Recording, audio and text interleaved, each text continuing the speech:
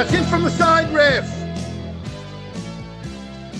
Welcome back to In From The Side, our second show of the week, and today we want to talk about the Springbok selection, the team that has just been announced yesterday by Rassie Erasmus, and then also do some predictions for this weekend's rugby, which we're really looking forward to, and then we'll quickly touch on the nominations for World Player of the Year and the Breakthrough Player of the Year. So, welcome back, Matthew Rhodes. Thanks, buddy. My partner in crime, co-host of the show.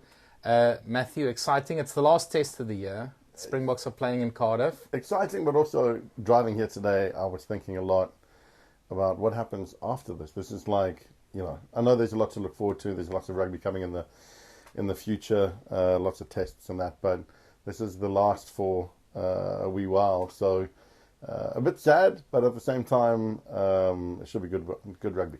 Well, lucky for you, mate. I've got every single Springbok test of the last 40 years. So we've got enough to watch in the off-season. We'll be getting together. We'll be getting together to showcase some other material. We were talking about it off air before we started. Lots of other shows that we're going to have in the interim between now and when the next tests and other rugby games start. So there's lots to look forward to. Yeah, plus URC continues, Champions Cup's around the corner. We're going to London to watch the Bulls and Saracens play. Hopefully we're going to watch the Sharks and Leicester play. So there's lots of rugby in our future. But let's focus on the box for now. The team has been announced. To be honest, I wouldn't say I was surprised. But Rassie picked another bloody strong team. I mean, we're going to finish on a high here. There's no way the Boks are losing this game. Look, I feel for Wales, but at the same time, fair play to Rassie. He is giving Wales a bit of a tip of the cap, I think. Like, he's not looking at this as a walkover, even though they've had such a tough run coming into this game. They're coming off a really, really tough beating by the Aussies. And they are hurting. But again, we talked about this last week in our show, Beware the Wounded Buffalo. Yeah. There's been a lot of heat on Warren Gatland this week. I listened to his press conference today. There was a lot of the media asking him, if you think it's right, will you step down? Where do you think this team is going? What are the issues? It's firing some hectic questions. So fair play to Rassie for not looking at this as like a B run out where you just blood youngsters. He's picked a banger of a team. No, he has. And I think that's a very fair point you bring up. He's showing them the respect that they deserve. But he's also blooding some youngsters. So if we look at the front row, for instance, he brought in Johan Grobler, who I'm a big fan of. I think he's a great talent. Great to see him in the mix. But what I like about this selection, and we'll go through the positions now, is you can see Rassie has given it a lot of thought. Like he's bringing in Grobler, he's bringing in Jordan Hendrickse, but he's not surrounding them with other inexperienced people. He's got Damien de Allende and Jesse outside of Jordan. So he's giving them sort of players around him that are very experienced that will help them settle in. And similarly with Johan Grobler in the front row. But good to see him get a hit out in the front row. Yeah, I'm very chuffed for him. We'll go through the team very quickly in terms of forwards at least. We got Ox, Johan Grobler, Thomas du Toit up front. I'm really chuffed to see Ox is there. Obviously got a cut, a couple of 5-6 centimeters above his knee. No damage to his knee. Obviously they stitched it up. They said it was pretty deep, but he gets a run out today, so good for him. Thomas the Tank getting another run on. He's done well in this Autumn Nations Test series, and hopefully he gets another try or another dominant performance. We love him here on the show, and so to see him doing as well as he is. He's enjoying his rugby. Yeah, I saw an interview with him this week as well. He's just all laughs, all smiles. He's really having a good time, and I think it shows in how he's playing. Yeah, and I think we've talked about it a lot. At his club level, he's done exceptionally well. He's got all the accolades. There was a question mark at the international stage. I think he's answered some of those questions now with his performances, and so maybe this is giving him the confidence to just kind of settle in and just be comfortable in that environment. There's no question marks on him now. He gets his starting position, and fair play to him. Jean Klein and Franco Mostert up next. Really lucky to see Jean Klein coming in. It hasn't featured in the Autumn Nations series, but we know his class. We know his level of skill and capability, and so nice to see him get a run on. Yeah, and good to see Franco back because he's been out for 5 or so months. He played against Scotland, didn't play against England, so he's getting another hit out. I'm happy with that locking partnership. I don't think we lose anything by changing up the locks. Again, it's 2 world-class players coming in. Strength and depth, my friend. Strength and depth. Yeah, that depth coming through again. We talked about Franco when he was coming in. He got picked to, I think, start or play first game. He hadn't had much of a run on. You always just know what you're going to get with him. Like, he just delivers. He just delivers. And so for him to get a start, fair play to him. And that'll be a good locking combination. Sia, Ulrich Lowe, and Jasper Wiese. Again, fantastic loose trio. Sia is the captain, runs on. I think he's led really well. His captaincy's been great throughout this entire series. He's been composed. Jasper, as you talked about in the last game, a man possessed. He was a man possessed against England. Yeah, so you don't drop him. He's on a good run of form, and he really sets up nicely for the back line. You know, controls the ball at the 8, and as I say, those loose trio are bloody good. Ulrich Lowe. Fantastic to see him getting a start. It's awesome. Look, again, as a Bulls fan, I'm a big fan of the guy. Yeah. He's been knocking on the door for quite some time. You know, he got a hit out in 2022, didn't get selected last year. This year, it feels like he's just busted down the door, and he's really cemented his place in the squad. He's always made an impact when he's come off the bench. Agreed. Dynamic player. He's added, not that I'm saying he's not an intelligent player, but like the way he steps and the way he runs, he doesn't just look for contact. He runs into space a lot more. So you can see he thinks about, you know, his attacking play specifically. And on defense, you know, he's been immense. He's just, he's really stepped up. And I think that's my challenge to a guy like Johan Grobelaar. It's like you've got an opportunity now. Can you make that step up to the next level and do what Ulrich has done in the back row? Well, I think he's benefited as well from being in that Springbok camp for as long as he has been.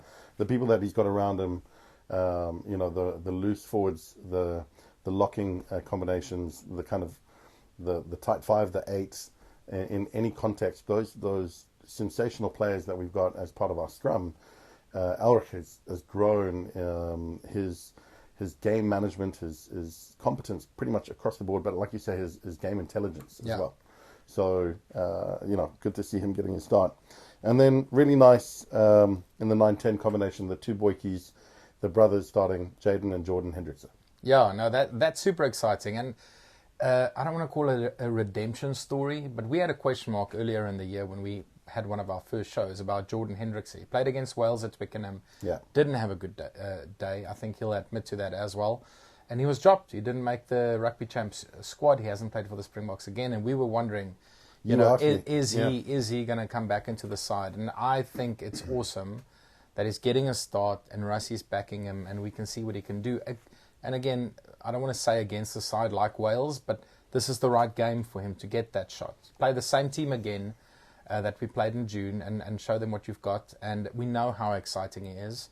They've started together for the Sharks in a handful of games now in the URC. So mate, they've been starting, be awesome. They've been starting together since they were in their backyard, probably in the playground. So they know each other's games in and out. You asked me at the time, is the door closed on Jordan?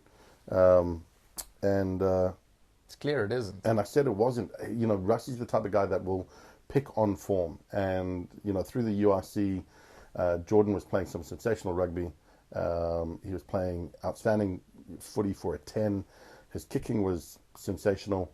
And I said to you, if he continues to play that way, he'll get back into the squad. And fair play to him, this is his start. Yeah, okay, well, I'm scratching at a scab again because I'm sure people are sick and tired of hearing about Mani. We just spoke about the post-match press conference that Rusty had. Yeah. You know, and he was sort of trying to avoid the whole topic about Mani and his performance. You know, he said he did some good things, he did some bad things. We won the game. He was very diplomatic in his answers. He was very diplomatic, absolutely. But my question is, now, if Jordan performs, if he takes this opportunity and he steps up, and Sasha is fit next year, does that mean the door might be closing slowly but surely for Mani?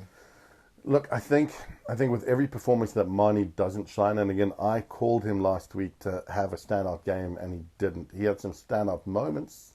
He didn't have a standout game, right? He didn't. And again, it's one of these things where we've seen him play at provincial level, at club level, sensationally well. He just looks like he's got freedom of expression. He doesn't have any kind of heebie-jeebies over him, and he doesn't have the confidence that he plays in those games when he brings it to the Springbok shirt. So I think it's there for the taking. I think if Jordan has an outstanding game this weekend, it would be hard for Rassie and or any other coaching staff to close the door on Jordan again, because he would by rights be able to turn around and go, lads, look at how I played. Yeah. So, for that reason and that reason only, if I'm in Jordan's shoes, I'm going to go out and play expansive rugby, exciting rugby, and I'm going to be composed because I've got nothing to lose. Yeah, but again, if he proves that in his second test, Marnie's had 2 years as a Springbok fly-off now, and to be honest, he hasn't proven himself to me yet.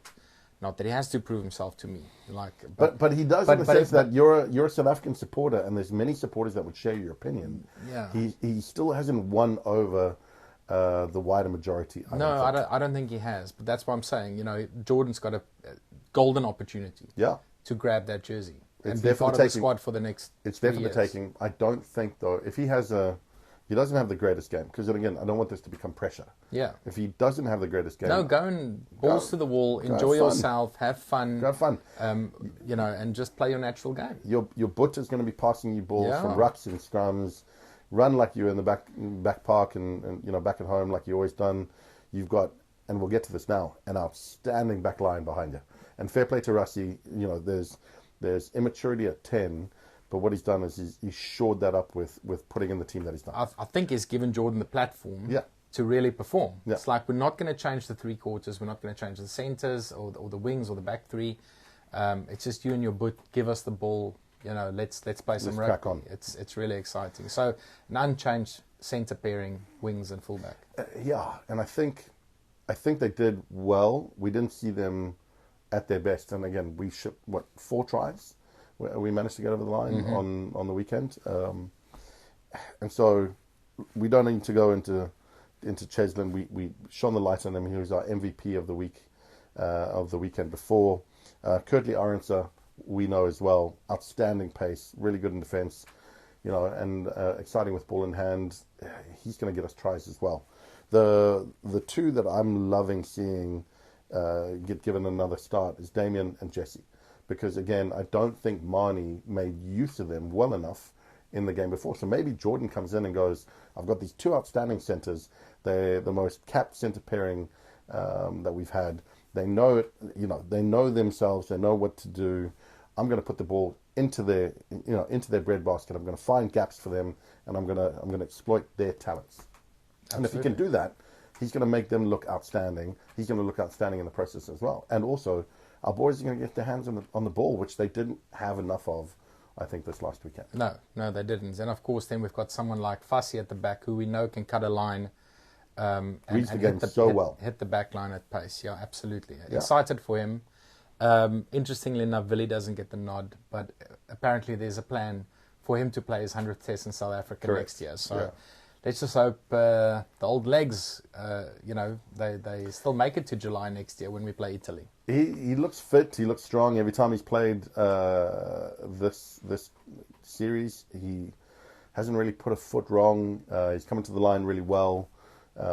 He's obviously doing a real good pastoral care type of role for Apalele, which is obviously now as the senior head, he's imparting that wisdom and helping him through. So, I mean, if you're Rassie, you want to keep him as part of the squad and as part of the infrastructure for as long as possible.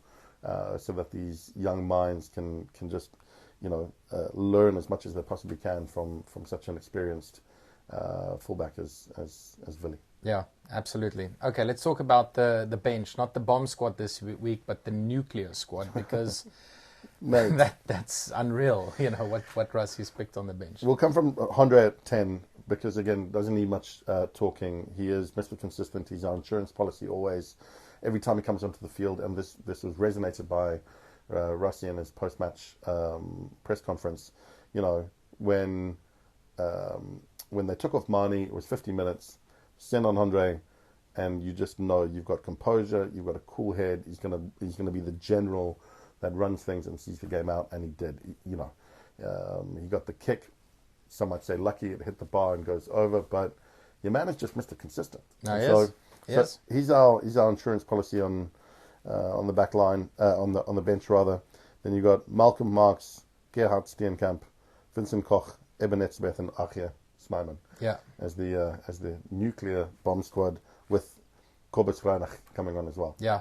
Kobus can play obviously wing. He'll come in as a 9 substitute, but again he gives that utility back. And if needs be, there are other utilities. If we lose someone in the back line, Hondre can go on and other people can shift. So I'm really, really chuffed with this team. Yeah, and then a big one for me on the bench, of course, my guy, Cameron Hanekom finally gets a shot. I'm so excited about that. which I left for you to talk about. Yeah, no, I mean, he deserves it. He's been in outstanding form for the Bulls for the last 2 seasons.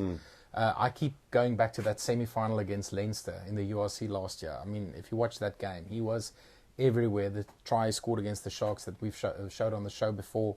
He's just a dynamic player. Super excited for him. Well done, Cam. We've been rooting for you for a long time now. Your man has been like willing this every time he's been Cameron champion. Yeah. The Cameron champion. So no, he deserves it, and I hopefully he gets like 30 minutes. I'd love to see us, lead by 10, 15 points with half an hour to go.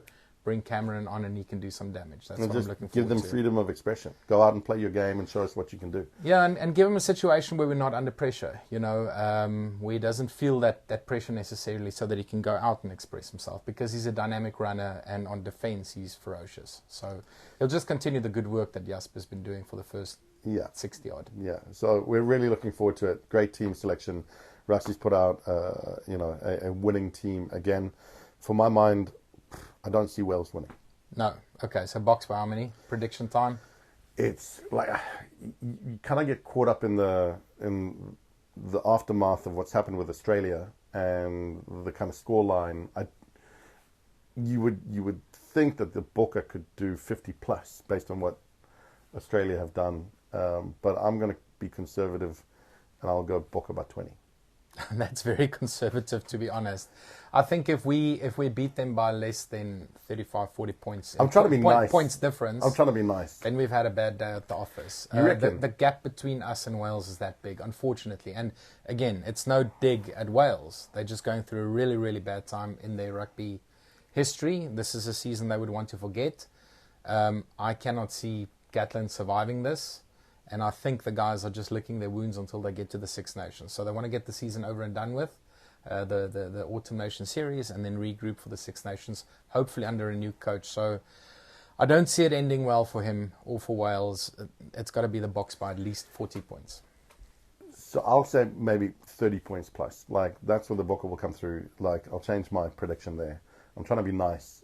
I think Wales, if the Welsh team want Gatland to be their coach, they need to stand up on Saturday. It's world number 1, best team in the world, all the accolades we can go into, and they're coming to your hometown, and they are going to absolutely annihilate you. They're not Australia. Australia have turned up through this series and have played some sensational rugby, but this is the Bokke. Yeah. And this is a great team. And so if you don't want 60 plus, then you're going to have to fight for it. And you're going to have to fight and show that you want to play for this man and that you want this man to be your coach.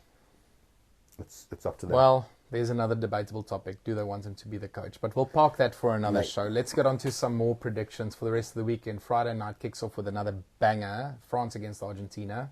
Yeah. In France. Argies came close to beating Ireland. They've been I don't want to say punching above their weight. They've been playing awesome rugby this entire bloody season. great rugby all year.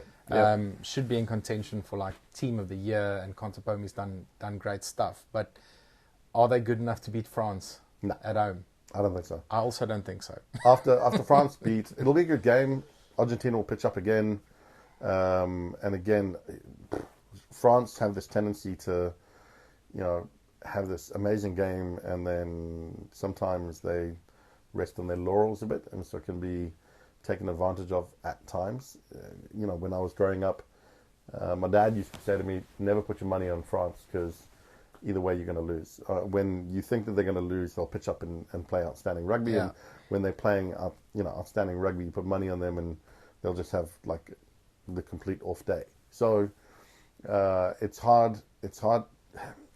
I think it'll be France still, because again, home ground advantage, that crowd behind them, and they're coming off the back of a New Zealand win. I just hope that they don't have any complacency going into this game because of that.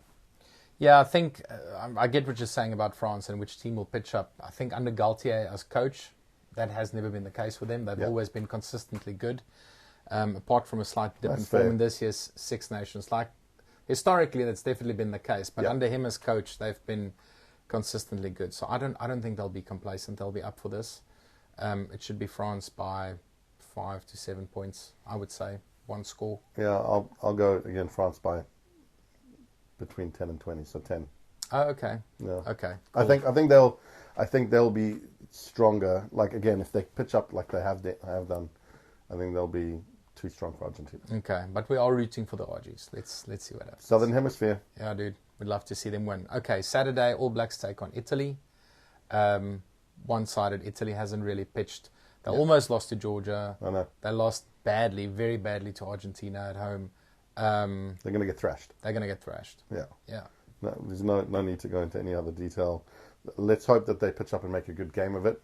But the All Blacks should put a serious number on them. No, and the All Blacks have really come good on this end-of-year tour. Again, I mean, they wouldn't be happy with their performance this season. They lost to Argentina at home. They lost to us twice. They lost to France. So it's been, to their standards, a fairly average season. So they would want to end strong. And I think Italy's in a world of hurt. Again, same as the box, 35 plus. Yeah, I agree. Okay, so then the next game is Ireland taking on Fiji at the Aviva in Dublin. Again, Fiji's been really competitive, but I can't see them beating Ireland. Yeah, I mean, again, Ireland have been playing good rugby. And after turning it up recently, they'll want to make it like a statement, I think, as well. So Fiji have played some good rugby, but I don't see them beating Ireland. No, they're just not going to be strong enough. Yeah, Ireland for the win, 10 to 15 points. 10, yeah, between 10 and 20 points. Yeah, I think. Okay. And that's not disingenuous to Fiji. I think they played some good rugby, but I just don't think that they have the legs to see it outright for the full 80. Well, I mean, they've got an easy game plan. Pass the ball to Tuisova, and you're in with a shout. Just bulldoze through everything. Exactly. So they do have some other stars out wide, and they can play the kind of running with the ball in one hand, basketball style rugby, sevens rugby that they're so good at. And so if they do that, they'll make it a good game. But I think Ireland will smother them. Yeah. Like they won't have the space and the freedom to play that running game. So I think it's going to be an fairly easy win for Ireland. Sunday is another juicy little encounter because Scotland's been playing exciting rugby, and so is Australia. So that's a again, I'm going to quote you. That's a humdinger. That's one of the games of the weekend. Ye doggy. Right. So this will be somewhat controversial. But I have a feeling Scotland's going to do this. Ooh, okay. Yeah. So I think that we might be split on this one. Okay. So I can understand why you would think Australia to win it. But I also feel like Scotland's got a point to prove. They have been playing really good rugby in the URC and other, in other tournaments and that, and they've got really solid players. They had a tri-fest on the weekend, and that's going to give them confidence. I think they'll come in and look at this and go, we can do one here over these, at least one of these Southern Hemisphere teams. And maybe the kind of win over Wales has given Australia a bit of a false sense of security. They're coming up, Scotland are a good team. That being said, they led in 20-odd points against Portugal. So I'm going out on a limb here. I've just got a feeling. Yeah, you see, it's a very difficult one to call because defensively Scotland are not that strong. They leaked 4 against us. They leaked 3 against Portugal. So they will leak a couple against Australia. And Australia are scoring tries for fun. They are, but I agree with what you're saying about Australia's performance. Like we're all on the Australia hype train, right? Yeah. They're back. They're performing. But to be honest, England threw that game away, and Wales are really, really shitty. So. Maybe we're being blinded by the results of the last 2 weeks. Blinded by I think you've convinced me. Let's go Scotland.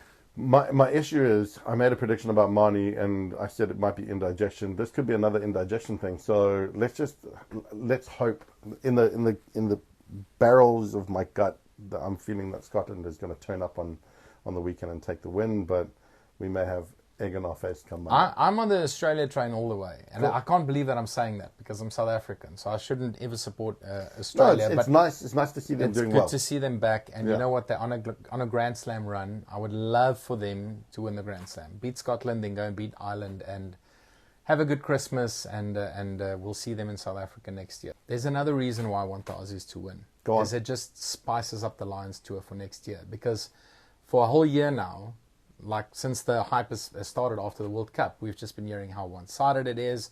Like Ben Youngs have said, don't go to Australia, go to South Africa again.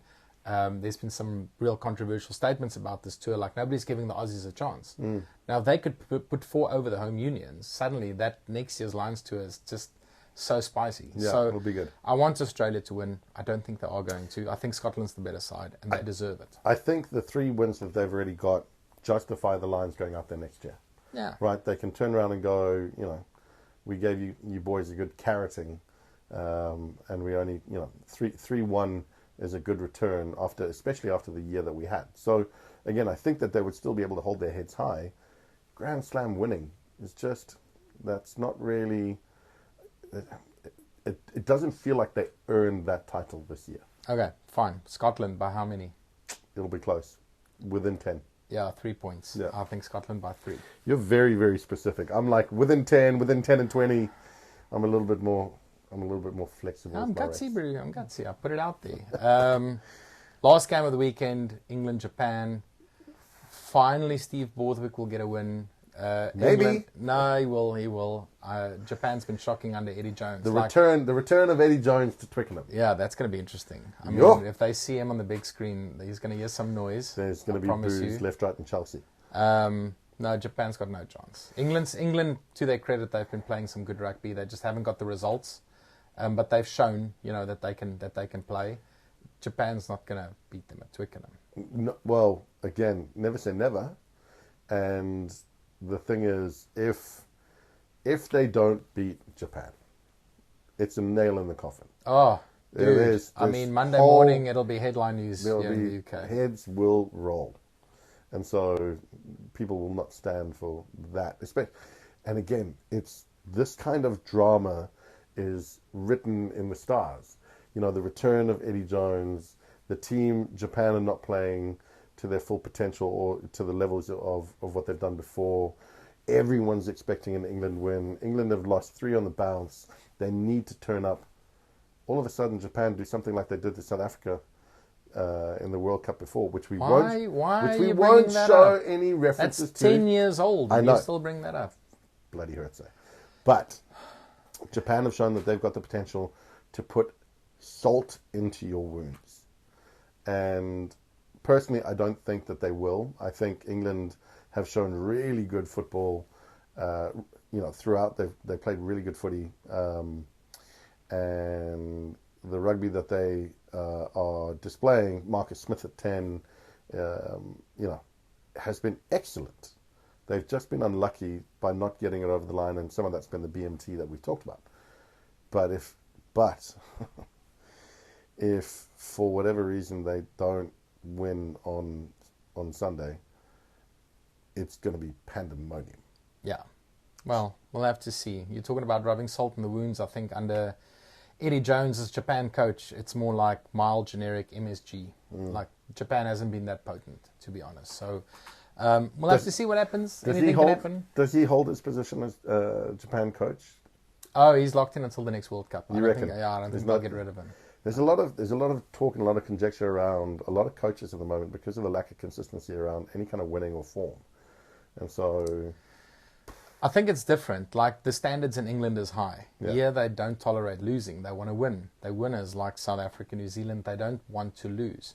Whereas with Japan, for them it's all about the World Cup. If Eddie's building towards the World Cup and they have a good World Cup in Australia, job done. Then they're happy. In England it's different. They're not going to tolerate 5 losses in a row, 6 losses in a row, 4 of which were Twickenham. Yeah, so I think England will win and win comfortably. Yeah. But not that comfortably. I think England by about 15. You reckon? Yeah, okay. 2 scores. Okay. I think I'm going to give England a bit more credit. I think they'll put 20 plus on it. Okay, cool. That is our predictions for this weekend's rugby. Tell us what you think. We touched on the Springbok side. We didn't talk about any other sides that were picked. Let's start a discussion in the comments section. Let's keep it going. Some other news that was announced this week, Matt, is World Player of the Year nominees. We called it. I called 3 of the 4. I didn't know that they were going to nominate 4. I thought they were only going to nominate 3. Yeah. But we've got Eben Etzebeth, Cheslin Colby, Peter Steph Toy, and Kalen Doris, who was my outside guy that I knew they were going to pick. Who you picked, you've been saying for a while. So. Yeah, so those are our 4 nominees. I mean, what did you call it? A participation trophy for Ireland? I think Kalen Doris is a good shot. He's played well all year. He was big again on the weekend, and I'm okay with that selection. But I don't think he stands up against the other 3. No. Like if he wins it and the other 3 don't, that's just a travesty. Mate, that's bollocks. No, that is ridiculous. That's bollocks. For those other 3, Evans had a sensational year. Cheslin is just outstanding, and Peter Steph, what can you say about the man? Is just so. In other episodes, we've called Cheslin and Peter King. Do you know what I mean? So it's hard to pick between those 3. Gun to the head. I think a couple of weeks ago I would have said Peter, and now I'd say Cheslin. Yeah, I think Cheslin's finished on a high. Like he's playing some really sublime rugby, and he's been good the whole season. I think we, looked at Peter Steph and we saw all of his Man of the Match awards. I think he got Man of the Match in like 6 tests this year. It's something ridiculous. His engine is just phenomenal. He's the go-go gadget. He's Duracell bunny. He just goes, and Eben is just. But I think the timing for Chesia is right. But the time and when they're going to make these votes and make the decision comes at the right time. So all the conversations at the moment are who's better, DuPont or Cheslin Colby. And I know my selection. Many other people would say DuPont, but I think Cheslin Colby is a better player than Antoine DuPont. And in 2024, I think in general, but especially this year. Well, DuPont's a better sevens player because he got nominated for Sevens Player of the Year, so well done, Antoine. Fine, given that. I'm not saying that he's not a good player. He's a great player. He is. He is, in my opinion, the Fourie de Prier of his team now, that Fourie de Prier was for the Bokke then. So, fair play. But I think, in my opinion, Cheslin stands maybe not head and shoulders above him, but is the better player, and he should get the award, in my opinion. Yeah, I changed my mind. I thought Peter Steph the whole year. I think Cheslin probably deserves it. So we're backing you, Chesy. Go boy. As long as they don't give it to Doris, I'm happy. Don't be a Doris. Don't give it to Doris. Don't be a Doris, be lucky. Yeah. Okay, World Breakthrough Player of the Year. Let's quickly talk about that. The 4 nominees are Sasha FM, Manny Faiweboso, Wallace Atiti, and this Jamie. Jamie Osborne? Jamie? Yeah. He plays rugby. Guys, sorry to say, but when the nominations came out, I was like, who's this guy? And what has he done? And I know we're going to get a barrage of comments, and all the Irish people are going to be up in arms about, don't you know this person? I really don't. I haven't seen him excel on any particular game that was outstanding. He didn't score 3 or 4 tries, or hasn't been the stand-up player. So, well, we've seen him. We know he's played. We saw him against the Springboks. He came on, in both tests against South Africa in the summer. But cool. To your point, what has he done apart from play some rugby for Ireland? Cool story, bro. But if you look at the impact that Sasha's had in the Springboks, huge. The line breaks he's made, the tries that he's set up, the kicks that he's kicked. He just look at the media attention. Look at the media attention after the games that he had, and everyone, not just South Africans, but everyone was like, "Wow, look at this player!" Right? Yeah. So, and the same with Faiweboso. I mean, he's just scoring tries left, right, and centre. Yeah. I saw a great description. People say he's a hybrid between Jason Robinson and Manu Tuilangi, which I think is a great call. That's exactly what he is. Yeah. He's so dynamic. mate, people in the media and everyone are talking about these players. Again, Jamie, sorry to say this, bud, but the first time I heard your name was when the nominations came out. So participation medal goes to Jamie, and good luck to you and to your career. I hope you grow into it, but I don't see you winning that award. Okay, so Jamie Osborne gets a blue ribbon, but the World Breakthrough Player of the Year, we both think, is going to be Wallace Atiti. I think. He's been fucking awesome. He's been amazing. He's been phenomenal. He has been. We've talked about him before. You know, the hands and the footwork of Sonny Bill Williams, but the strength of a bear. Like the man sees opportunity, runs into gaps. He's immense. Like, he's great.